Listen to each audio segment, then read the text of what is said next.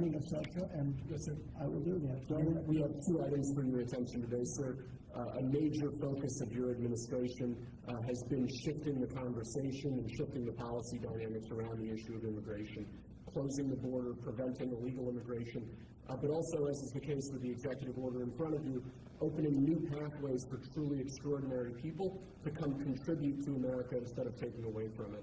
So this executive order is entitled the Gold Card. It will set up a new pathway, a new visa pathway for foreigners of extraordinary ability who are committed to supporting the United States for a payment of $1 million to the U.S. Treasury, or if a corporation is sponsoring them, $2 million by that corporation, and that will give them access to expedited visa treatment as part of this new Gold Card program. And one of the biggest problems we have is that people, they go to the best schools and they do great and they get great marks, and then they're thrown out of the country. You're not allowed to stay. This way, a corporation will be able, sort of like a signing bonus in baseball or football, a corporation will be able to get them to stay in the country, and I think it's going to be tremendously successful. Howard, would you say a few words on that?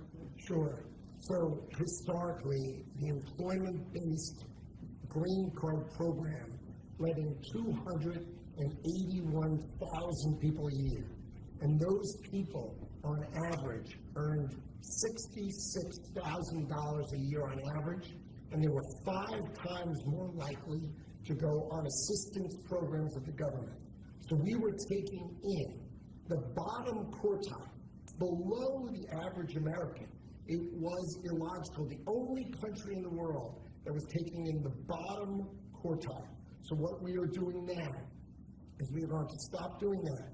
We're going to only take extraordinary people at the very top. Instead of people trying to take the jobs from Americans, they're going to create businesses and create jobs for Americans, and this program will raise more than $100 billion for the Treasury of the United States of America. Which we'll use for cutting taxes and paying down debt. We think it's going to be very successful. Essentially, we're having people come in, people that in many cases, I guess, are very successful or whatever, and they're coming in, they're going to spend a lot of money to come in, they're going to pay as opposed to walking over the borders, and they may come from jails, prisons, and everything else. These people don't. They're very productive people. And they're going to pay $1 million. The corporation is going to pay $2 million. And it's going to raise billions of dollars, billions and billions of dollars, which is going to go to reduce taxes, pay off debt, and other good things. So I think it's going to be very successful.